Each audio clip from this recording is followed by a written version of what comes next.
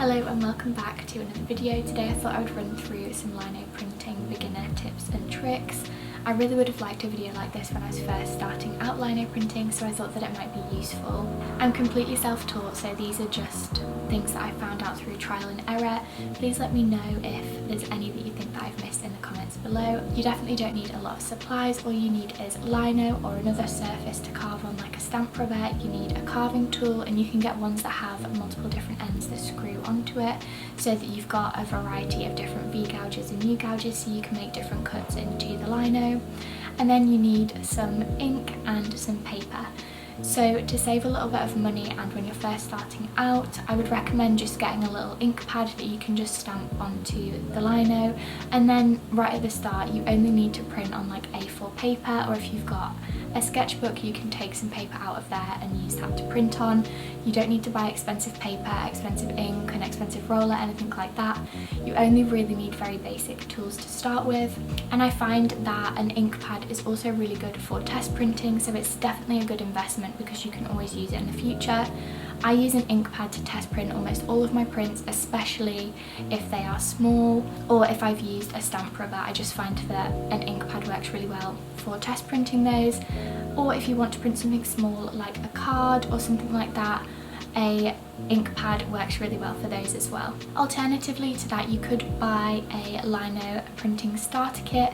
That's what I did when I started out lino printing. I bought the SD lino printing beginner kit, I think it's called, and this came with ink, a carving tool with loads of different ends that you could add on. It came with a roller, a palette, and lots of different surfaces. So it came with some of the SD grey Hessian backed lino, which is a harder surface, and then it also came with some softer surfaces to try out as well. I did find this useful. I think it was around about £24 when I bought it. I'm not sure if it's the same price now, but it is good value for money because you can try out several different surfaces. It gives you the lino tool, the roller, the palette, the ink, all of those kind of things, and you can use them obviously into the future. It's slightly more of an investment than just buying like an ink pad, but I do think it is worth it, especially if you are planning to do lino printing a little bit more long term. Having the tools and the roller are really useful. The ink that it comes with, however, is a water-based ink. It's quite a cheap ink and it doesn't give the best prints, but it's absolutely fine if you're starting out. It is just something to be aware of, that the prints might look slightly grainy, but it's perfectly fine when you're finding your feet. I used this kit honestly for probably about a year and a half before I switched to some more expensive lino carving tools and a different kind of ink. Another tip I have is to sketch out loads of ideas to start with before you start carving onto the lino. In a sketchbook or on a piece of paper, just sketch out loads of different ideas. Some things tend to work better in print than others, so things with bold lines work really well, like more simple designs. Especially when you're starting out, simplicity can be the best thing to go for. It can be really hard to carve a super detailed design just at the start, but that doesn't mean that you can't give that a go. Also, starting out with something that you're comfortable with, like if you normally just sketch in a sketchbook, just sketching out some ideas and then picking one of those ideas to transfer into a print. Or if you normally do watercolour, you can sketch out a few ideas in watercolour and then sketch them into your sketchbook and try to adapt them into a print. Just starting out with something that you're comfortable with. For example, if you normally draw flowers, it might be good to start with a floral lino print just to ease your way in. Another thing which I did so much at the start was I looked on Instagram for inspiration. There are so many different lino printing accounts out there and so many amazing ones as well. There's such a range of like really massive accounts which do the most amazing lino prints, but then also tiny accounts who are just starting out who equally do the most amazing lino prints as well.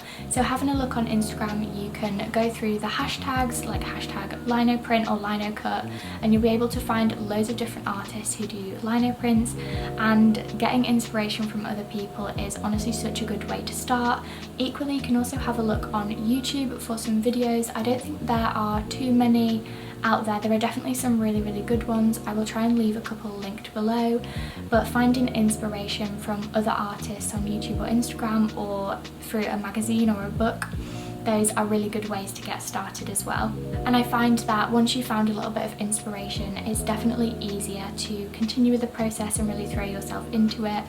I love Instagram for inspiration. It's definitely one of my favourites. I just feel like there's such a nice art community over there, and you can always DM people if you have any questions, and the majority of people will be able to reply, especially if they're a smaller account. Or you can comment and ask questions. I just think it's a really nice community. When you're first starting out as well, it is easier to use a softer surface. So the grey Hessian backed SD lino, that is a harder lino, and it can be more difficult to carve, especially with a tool that isn't very sharp.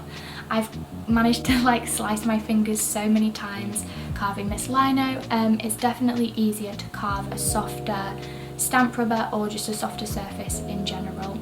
I would recommend starting out with a softer surface just while you're finding your bearings with the lino tool, and also they're slightly easier to print, particularly if you don't have a printing press and you are hand printing. On the topic of hand printing, using a metal teaspoon is a really good way to apply pressure to the stamp rubber or the lino once you've placed it on the paper, and you can get a really even clean print from doing that, and you don't need a roller or a baron or a printing press or anything. So starting out with really simple tools is definitely a good way to go, and I'm sure a teaspoon is something that most people already have at home that they can use, and it just gives a really good print as well. You don't need an expensive roller or anything.